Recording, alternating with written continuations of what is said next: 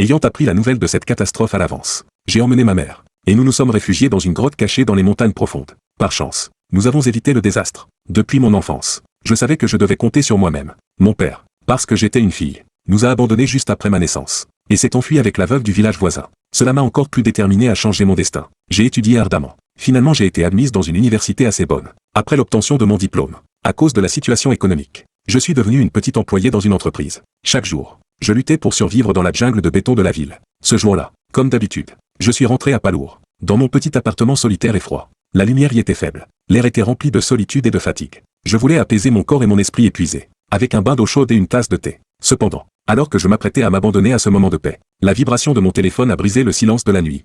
Un message s'est soudainement affiché sur l'écran. L'expéditeur était Wenwen, une amie proche de mes années universitaires, une personne toujours calme et rationnelle. Mais le contenu de ce message était étonnamment court et urgent. Achète vite de la nourriture. Cache-toi.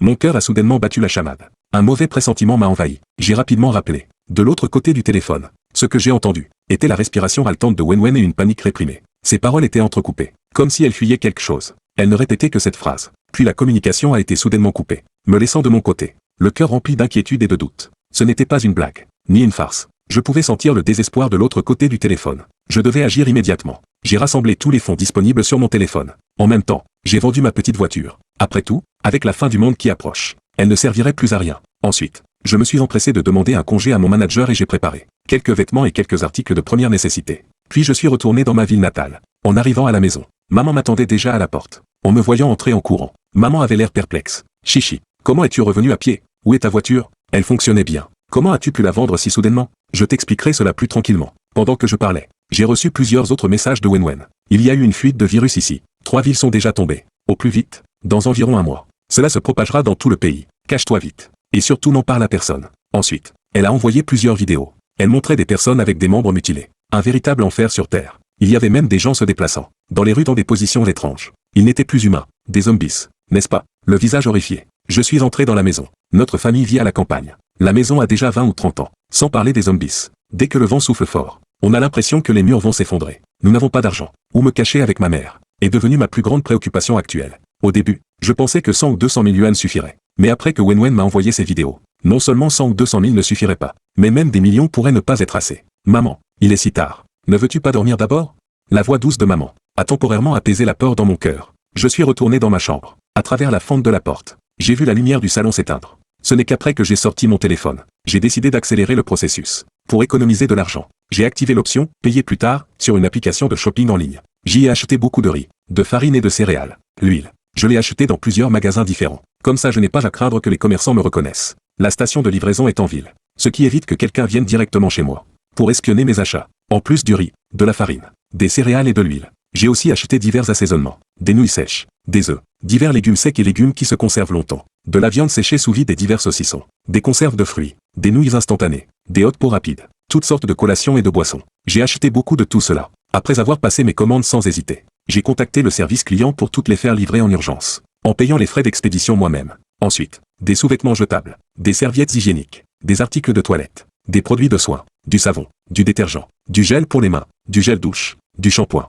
de l'après-shampoing, du baume à lèvres. Et j'ai aussi acheté plusieurs bassines, des petites pour laver les légumes, jusqu'à une grande pour se baigner. Je suis ensuite entré dans une boutique en ligne officielle. J'ai acheté 50 batteries externes, une dizaine de téléphones, 10 tablettes, et une clé USB de très grande capacité. Bien sûr, tout cela a été acheté avec l'option « Payer plus tard » de cette application. Car je n'ai certainement pas assez d'argent pour acheter tout cela maintenant. Mais avec les 50 000 yuan qu'il me reste, j'ai d'autres projets. Après réflexion, j'ai décidé d'acheter autre chose. J'ai de nouveau ouvert l'application et j'ai cherché des bidons d'eau de 45 litres. J'ai choisi la marque la moins chère. C'est bon. J'ai communiqué avec le vendeur, lui disant que je voulais ouvrir un petit supermarché dans mon village. J'ai acheté 100 cartons, et il m'en a offert 3 en plus. Un carton contient 4 bidons. 412 bidons devraient suffire, n'est-ce pas? En voyant la page confirmant ma commande réussie, j'ai enfin éteint mon téléphone pour dormir. Après tout, dès l'aube, je devais chercher un endroit pour nous abriter. Au petit matin, je me suis déjà réveillé, alors que je n'avais dormi que 4 ou 5 heures. Je me sentais incroyablement énergique. J'ai pris le tricycle familial pour faire un tour autour du village, sans m'en rendre compte. Je suis entré dans les montagnes.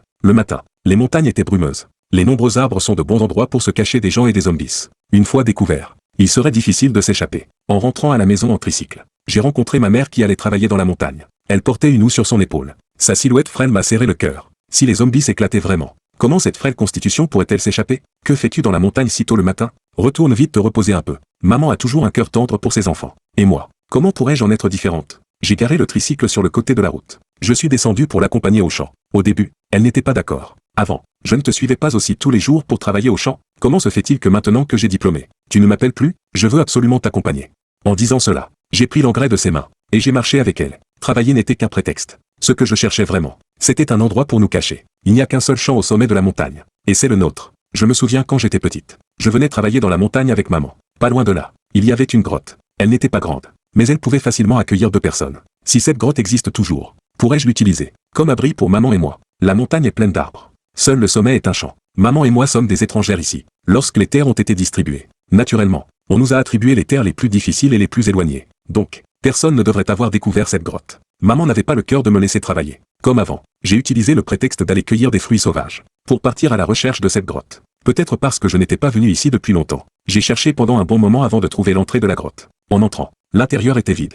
Le sol était relativement plat. Vivre ici ne devrait pas être trop mal. D'un côté de la grotte, il y en avait une autre. À l'extérieur de ce côté, il y a une falaise. Et sous la falaise, il y a une autoroute. Cela me permettra d'observer facilement la situation extérieure. De l'autre côté, il y a une cascade naturelle. Quand viendra le moment, il suffira d'installer un gros tuyau pour la capter. Et d'acheter quelques grands réservoirs d'eau. Ainsi le problème de l'eau quotidienne sera résolu. J'ai pris des photos de toute la configuration de la grotte avec mon téléphone, pour pouvoir bien planifier les modifications une fois rentré à la maison. De retour à la maison, j'ai inquiètement envoyé un message à mon amie, lui demandant quelle était sa situation actuelle, si elle était en danger, si elle pouvait revenir. Mais je n'ai pas reçu de réponse. L'après-midi, profitant du repos de maman à la maison, je suis couru en ville. J'ai acheté 5 bonbonnes de gaz. J'ai aussi acheté 2 réchauds à gaz, des panneaux solaires, et de nombreuses batteries. À l'entrée de la grotte, près du sommet de la montagne, le véhicule peut y accéder. J'ai garé le tricycle sur le chemin à côté de la grotte. J'ai utilisé toutes mes forces pour transporter toutes les bonbonnes de gaz à l'intérieur. Quand je suis rentré à la maison, il était presque l'heure du dîner. Je prévois d'aller acheter secrètement demain des briques, du sable et du ciment pour sceller toutes les entrées superflues de la grotte. 3 jours plus tard, les colis que j'avais commandés ont commencé à arriver progressivement. Je sortais chaque après-midi. Heureusement qu'il était en été. Je portais intentionnellement un masque de protection solaire pour aller chercher les colis. J'ai 2 numéros de téléphone. Et lorsque j'ai passé les commandes, je n'ai pas utilisé qu'un seul numéro. De plus, j'ai utilisé une adresse dans la ville voisine, bien que ce soit un peu plus loin. Heureusement, les responsables des livraisons ne me soupçonnaient pas. Ils étaient juste curieux et me demandaient ce que j'achetais en si grande quantité. Mais je faisais semblant d'être muette. Alors les responsables ne disaient plus rien. Je transportais secrètement tout à l'intérieur de la grotte. Peu à peu, l'espace à l'intérieur se remplissait. Les panneaux solaires et les tuyaux étaient déjà installés par mes soins. De plus, j'avais préparé 7 ou 8 sections supplémentaires de tuyaux, craignant que si le tuyau extérieur ne tienne pas, je n'ai pas de tuyau de rechange s'il tombe. Le temps devenait de plus en plus pressant. J'ai envoyé de nombreux messages à Wenwen successivement, mais elle ne m'a plus répondu, bien que je ne veuille pas l'admettre. Je pense qu'elle a probablement eu un accident fatal. Une fois tous les colis transportés, j'ai acheté 2 lits pliants en ville, beaucoup de couvertures, et des rideaux. Ainsi, je pourrais séparer les espaces de sommeil de maman et moi. J'ai consacré une journée à acheter divers médicaments. Et je suis aussi allé acheter de la fausse herbe, pour la suspendre à l'entrée de la grotte, et mieux camoufler l'entrée. J'ai aussi acheté beaucoup d'armes pour me défendre. J'ai voulu acheter un long couteau de type katana, mais comme je ne pouvais pas en trouver, j'ai abandonné l'idée. Cependant, j'ai acheté beaucoup de clous en terre, et de longs clous. Bien que nous soyons bien cachés, je dois quand même me préparer à toute éventualité. En passant devant un magasin de graines, j'ai acheté des graines de divers légumes et fruits, et le potager, je l'avais déjà préparé dans la grotte. Après avoir visité tous les marchés, j'ai acheté une douzaine de poulets de chair. Ainsi, nous n'aurons pas à nous inquiéter pour la viande et les œufs. Enfin, j'ai acheté plusieurs filtres et beaucoup de watt filtrantes. Il y a une source d'eau de source dans la montagne, et j'ai déjà acheté des réservoirs pour la stocker. Mais par précaution, il faudra quand même la filtrer avant de l'utiliser. Une fois que tout a été transporté dans la grotte, je suis assise dans la voiture en consultant les actualités sur mon téléphone. Soudain, une tendance m'a fait peur. Un cas de morsure par un rageux a eu lieu dans le métro. Dans la vidéo, la personne avait les yeux blancs, et était maîtrisée par plusieurs hommes robustes. J'ai réalisé que cette catastrophe s'était déjà propagée dans notre pays. Je devais agir immédiatement. Je suis rentré à la maison en toute hâte, en me voyant préparer mes affaires. Maman, le visage empreinte de tristesse, m'a demandé si je devais encore partir. Je lui ai dit que nous devions prendre toutes nos affaires importantes et partir immédiatement. Maman était complètement perplexe face à mes paroles, mais sous mon insistance pressante, elle est retournée dans sa chambre. 1 heure plus tard, après avoir fait nos bagages, j'ai chargé 3 valises remplies d'articles de première nécessité dans la voiture, et j'ai quitté le village avec ma mère. Sur le chemin vers la montagne, maman avait l'air perplexe, voulant demander quelque chose, mais craignant de me contrarier à nouveau. La voiture s'est finalement arrêtée devant l'entrée dissimulée d'une grotte. Je l'ai fait entrer, et elle fut stupéfaite par les provisions stockées à l'intérieur. Je lui ai dit de m'attendre ici, que je devais m'occuper de la voiture. Je savais que si je ne m'en occupais pas correctement, notre position pourrait être découverte. J'ai garé la voiture sur le pont à l'entrée du village, laissant intentionnellement un peu d'eau et de nourriture, ainsi que quelques couteaux d'utilitaire. J'espère qu'ils pourraient aider les personnes dans le besoin. Portant une grande boîte de punaises, j'ai marché de l'entrée du village vers la grotte. éparpillant des punaises tout au long du chemin, pour empêcher d'éventuels poursuivants. Soudain, j'ai entendu des cris venir du village. J'ai vu une personne sous un lampadaire être attaquée par une autre personne. J'ai accéléré le pas, le cœur battant la chamade. Après avoir éparpillé les punaises, j'ai couru directement vers la grotte. Arrivé à la grotte, j'ai rapidement bloqué l'entrée avec des pierres. Une fois l'assurance d'être en sécurité, j'ai tout expliqué à ma mère. Elle est passée de l'incompréhension à la stupéfaction, puis à la peur, pour finalement accepter la réalité. Nous avons regardé ensemble les vidéos envoyées par Wenwen, confirmant l'existence de la crise. J'ai dit à ma mère que nous devions nous cacher ici, en attendant les secours de l'État. Elle a hoché la tête, comprenant pourquoi j'avais été si pressé auparavant. Nous avons vérifié ensemble nos provisions, pour nous assurer que nous avions suffisamment de nourriture. Dans la grotte, j'utilise des guirlandes de lampes à batterie pour l'éclairage. J'ai préparé suffisamment de piles. Une semaine après l'éruption des zombies, chaque jour j'observe l'autoroute avec des jumelles. Ce soir-là, depuis cet accident de voiture, des véhicules étaient éparpillés en désordre sur l'autoroute. Des zombies erraient sans but. J'ai réalisé que les zombies étaient extrêmement sensibles au son, mais manquaient d'intelligence, et ne cherchaient pas activement de la nourriture. Aujourd'hui, c'est mon anniversaire. Maman m'a préparé des œufs au plat et des nouilles de longue vie. Dans ce monde apocalyptique, je sens que je suis devenu une adulte, capable de protéger ma mère. Après le déjeuner, maman se reposait, tandis que moi j'ai allumé le nouveau drone que j'avais acheté, prête à l'utiliser pour explorer l'environnement autour de nous. L'éruption des zombies date déjà d'une semaine, et je ne sais rien de la situation dans le village et dans les bois. Profitant de l'obscurité et du clair de lune, j'ai décidé de faire voler le drone pour explorer. Le soir, maman préparait le repas, tandis que moi, après la tombée de la nuit, j'ai rapidement activé le drone. La falaise derrière la montagne contournait le village. Je n'osais pas voler trop près, mais même ainsi, la scène désastreuse du village sous la lune m'a profondément choqué. Dans les rues, mes anciens voisins et les enfants étaient devenus des zombies, y compris la petite fille de 3 ans de la vieille dame. Maman est venue à mes côtés sans que je m'en rende compte. En voyant cette scène, ses yeux sont devenus rouges. Il semblait n'y avoir aucun survivant dans le village. J'ai fait manœuvrer le drone pour contourner jusqu'à l'autoroute. Puis je l'ai lentement ramené, de peur d'être découverte. J'ai rassuré maman en disant que nous ne pouvions sauver personne. Tant que nous, mère et fille, sommes en sécurité, tout va bien. 1 mois plus tard, mes plants de radis avaient déjà bien poussé. Maman les avait déjà transformés en légumes marinés. Ensuite, j'ai planté des petits choux blancs, en attendant le délicieux repas haute pot que nous pourrions en faire. Le 40e jour, le réseau a été interrompu. L'eau et l'électricité pourraient aussi être coupées.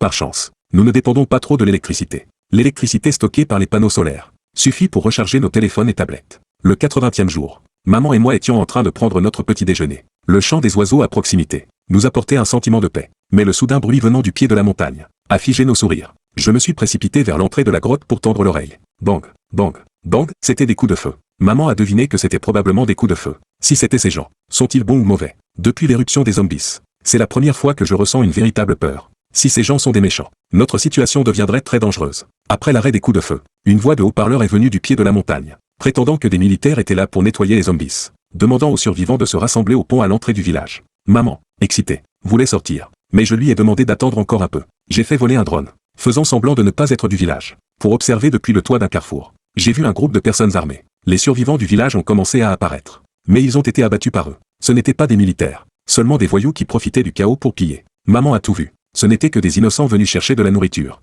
Après les avoir tués, les voyous sont entrés dans les maisons pour piller les biens. Je me réjouis qu'ils ne nous aient pas découverts. Nous avons décidé de récupérer le drone après leur départ. Mais le chef du groupe a regardé dans la direction du drone en démarrant la voiture. Il m'a repéré. Par sécurité, j'ai décidé de sacrifier le drone. Après leur départ, j'ai fait manœuvrer le drone pour le faire voler jusqu'au village près de l'échangeur autoroutier. Ils ont utilisé la même tactique pour tromper. Mais personne n'est sorti de ce village. Les voyous, après avoir confirmé que le drone appartenait à des survivants, sont partis. Le drone est resté là. J'ai retiré la batterie de la télécommande. Et je l'ai jeté hors de la grotte. Par précaution, ces gens nous ont aidés à nettoyer les zombies à proximité, nous permettant de passer une semaine de tranquillité. L'autoroute était remplie de cadavres. Quand le vent était fort, nous pouvions même sentir l'odeur de putréfaction. Les poules coturniques sont éclos. Maman en a tué une pour célébrer. Et a préparé un délicieux bouillon de poulet. J'étais absorbé par le bouillon de poulet, sans remarquer le groupe de zombies qui était apparu à l'entrée du tunnel autoroutier. Quand j'ai fini mon bouillon, en voyant les dernières gouttes, le groupe de zombies était entré dans un autre tunnel. J'ai pris les jumelles pour observer. L'autoroute était pleine de zombies. Certains tombaient de l'autoroute et commençaient à errer partout.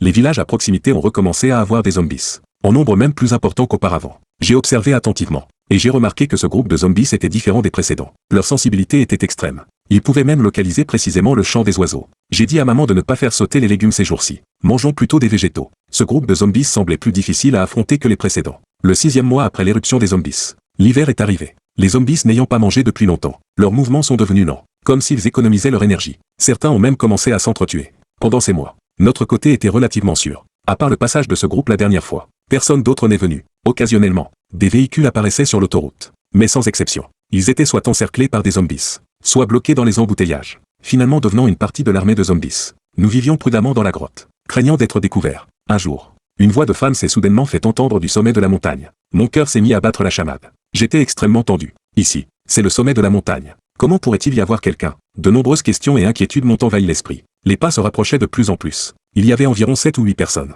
Un homme marmonnait des injures. Sa voix était juste à l'extérieur de la grotte. Nerveusement, j'ai sorti le couteau que j'avais préparé. Et je me suis tenu à l'entrée de la grotte, craignant qu'il ne nous découvre. Par chance, l'entrée de la grotte était déjà complètement recouverte d'herbe. Il ne semblait pas l'avoir découverte. Je serrai fermement la poignée du couteau. Je me suis retourné pour regarder ma mère qui faisait la sieste. Peu après, des gens sont descendus du sommet de la montagne. Ils ont découvert un champ. Bien que la terre soit pauvre, elle suffisait pour leur survie pendant un certain temps. Alors c'était pour la nourriture qu'ils étaient venus. Cette femme était du même village. Elle avait l'air d'avoir à peu près mon âge. Heureusement, elle ne connaissait pas l'existence de la grotte. Sinon, ma mère et moi aurions difficilement échappé à un sort funeste. Une demi-heure plus tard, ils sont redescendus joyeusement de la montagne. J'ai aussi poussé un soupir de soulagement. Le couteau est tombé de mes mains, réveillant ma mère. Je lui ai dit que des gens étaient venus plus tôt, que j'avais pris le couteau pour me défendre. Maman s'est immédiatement réveillée, cherchant quelque chose pour se défendre. Je lui ai dit que les gens étaient déjà partis. Alors seulement elle s'est un peu rassurée. Avec le temps qui passait, il y avait de plus en plus de gens manquant de nourriture. Notre sécurité devenait de plus en plus précaire. Mais les pierres à l'entrée de la grotte étaient couvertes d'herbe. C'était notre meilleur camouflage. Tant que nous nous cachions bien, personne ne nous découvrirait. Soudain, des coups de feu ont retenti. Ma mère et moi avons sursauté toutes les deux. J'ai rapidement tiré ma mère sur le côté. Puis je suis couru à l'autre entrée de la grotte, pour ranger tout à l'intérieur, de peur d'être découverte. C'était ce groupe de personnes. Ils avaient été découverts par un groupe de zombies en descendant de la montagne. J'ai tendu l'oreille à l'entrée de la grotte, essayant de juger à quelle distance ils étaient de nous. Les coups de feu et les grognements des zombies continuaient sans cesse. L'apparition de zombies sur la montagne était très défavorable pour nous. Les cris de la femme semblaient exciter encore plus les zombies. Un homme a ordonné d'utiliser une bombe. Un grand bruit a retenti à l'extérieur. Ma peur a de nouveau monté d'un cran. Et s'il faisait sauter cet endroit? J'ai marché anxieusement dans la grotte, cherchant une solution. J'ai décidé d'utiliser le drone pour attirer les zombies. Maman a tué une poule coturnix. Avec le drone, je l'ai attaché, et je l'ai fait voler jusqu'au village à proximité. Les zombies ayant senti l'odeur du sang, leur vitesse est devenue agile. Suivant le drone jusqu'au sommet de la montagne, j'ai vu l'apparence de ce groupe. Cette jeune fille était la plus jeune fille du chef du village. Je l'avais vue à la maternelle en ville. L'homme qui menait le groupe avait une cicatrice sur le visage. Il avait l'air cruel et méchant. Ils ont découvert mon drone, comprenant que quelqu'un avait intentionnellement attiré les zombies ici. Leurs munitions étaient insuffisantes. Les zombies devenaient de plus en plus nombreux. Et en voyant des humains vivants, ils se ruèrent en masse. Je n'ai pas vu leur sort. Le drone a fait demi-tour et est allé directement au pied de la montagne, s'arrêtant sur le toit d'une maison. Peu après, des cris de terreur ont retenti à l'extérieur, ainsi que les bruits de zombies qui dévoraient. Ma mère et moi nous sommes retournés sans pouvoir dormir. Les hurlements des zombies dehors nous empêchaient de trouver le sommeil. Le lendemain midi, je me suis réveillé. Maman avait déjà préparé le petit déjeuner. Nous nous sommes entendus tacitement pour ne pas mentionner les événements de la veille. Cependant, quelque chose de plus important s'est produit. Nous avions été découverts. Un drone volait en cercle autour de nos panneaux solaires, avec un petit panier attaché en dessous, dans lequel il y avait un mot. Après avoir hésité longtemps, j'ai quand même décidé de prendre le mot. Le message disait qu'ils nous avaient repérés depuis longtemps, mais sans aucune intention hostile. Leur enfant était malade. Ils avaient besoin de médicaments contre la fièvre et de médicaments contre le rhume. J'ai demandé à maman de préparer quelques médicaments et des œufs, que j'ai envoyés avec le drone. Pendant les 3 jours qui ont suivi, chaque jour j'étais terrifié, craignant qu'ils n'amènent des gens pour nous voler nos provisions. Mais 3 jours ont passé, et ils ne sont pas réapparus, ce qui m'a progressivement fait croire à leurs paroles. Le soir, je me tenais seul à l'entrée de la grotte, regardant l'obscurité complète dehors. Ce jour-là, le drone s'est à nouveau posé devant moi. J'ai paniqué. Le drone tournait en cercle devant moi, jusqu'à ce que je voie le mot à l'intérieur. J'ai pris le mot, sous lequel était posé un pistolet. L'enfant va déjà mieux. Merci. Je m'appelle Chu Yao. Je sais que vous ne manquez probablement pas de provisions. Ce pistolet est pour vous remercier. J'ai pris le pistolet dans le panier. Mes mains tremblaient. Je n'avais jamais touché une telle chose de ma vie. C'était la première fois que je touchais un pistolet. J'étais assez ému. Je me suis préparé à cueillir quelques légumes frais pour lui. Après tout, ce pistolet est bien plus précieux que tout cela. Mais en me retournant, le drone avait déjà disparu. Le 10e mois après l'éruption des zombies, ma mère et moi étions blottis dans la grotte, enveloppés dans d'épaisses vestes rembourrées. Devant nous, le feu de camp crépitait, projetant une lumière chaude. J'avais à l'avance transporté le bois de chauffage des champs dans la grotte. Face à l'invasion du froid, ce bois était devenu notre gardien de la chaleur. Ce soir, je te préparerai une soupe, pour te réchauffer. La voix de maman résonnait dans la grotte, brisant le silence. J'ai hoché la tête, pensant à mes radis qui étaient déjà mûrs. Je pouvais les faire mijoter avec des morceaux de poulet, pour ajouter une touche de chaleur à cette froide nuit. Moi qui ne savais même pas bêcher la terre, je peux maintenant cultiver toutes sortes de melons, fruits et légumes avec aisance. Tout cela par nécessité de survie. Le rigoureux hiver rendait les mouvements des zombies raides. Mais il poussait aussi plus de gens à risquer de sortir pour chercher de la nourriture, voire à fuir. Nos réserves étaient suffisantes. Les poules coturnix et les œufs, ainsi que divers légumes et fruits, nous permettaient de vivre relativement confortablement dans notre petit monde. Nous n'avions pas pensé à partir, à chercher un autre refuge sûr, ni à risquer de sortir à l'extérieur. Enveloppé dans ma veste rembourrée, je suis venu à l'entrée de la grotte, comme d'habitude pour vérifier la situation extérieure. Mais la situation semblait empirer de plus en plus. Dans le village en contrebas, les zombies s'étaient rassemblés devant la porte d'une famille, frappant contre la porte et les murs. J'ai ajusté mes jumelles. J'ai vu à l'intérieur 5 hommes, 2 femmes et 3 enfants. Ils n'étaient pas sortis. Pourquoi avait-il attiré les zombies? Alors que je réfléchissais à cette question, des hurlements ont soudain retenti à l'entrée de la grotte. Ma mère et moi, qui étions en train de préparer un poulet. Nous avons tourné la tête en même temps. J'ai posé les jumelles et me suis précipité pour tendre l'oreille. Les zombies devenaient de plus en plus nombreux, bien que les vignes à l'extérieur aient gelé et soient devenues des bâtons de glace, bouchant l'entrée. Une fois que la glace se briserait, l'entrée ne serait plus non plus en sécurité. J'ai eu une idée rapide. J'ai vu le poulet que maman venait de préparer. Le sang chaud et les plumes arrachées, dégageant une odeur de sang. J'ai jeté le poulet et le sang par l'autre entrée de la grotte, avec aussi une bassine d'eau chaude que j'ai vidée. Après avoir fait tout cela, je suis retourné me coucher sur la pierre pour observer les mouvements à l'extérieur. Peu à peu, les zombies ont quitté l'entrée de la grotte. 2 jours d'observation continue m'ont fait réaliser que bien que les zombies se déplacent lentement, leur odorat est anormalement sensible. La moindre odeur de sang peut les attirer. J'ai observé cette famille avec mes jumelles. Eux aussi avaient réalisé l'évolution des zombies. Les gens autour se cachaient chez eux. Seul un jeune homme errait dans la cour, semblant observer quelque chose. Viens manger un peu. Il ne faut pas sauter de repas. La voix douce a interrompu mes pensées. J'ai posé les jumelles, regardant les légumes fades sur la table. Le visage soucieux de ma mère. Je savais qu'elle avait aussi extrêmement peur. Cela fait presque 1 an. Nous ne sommes jamais sortis de la grotte. Et maintenant, à cause de l'évolution des zombies, chaque jour est vécu dans la peur constante.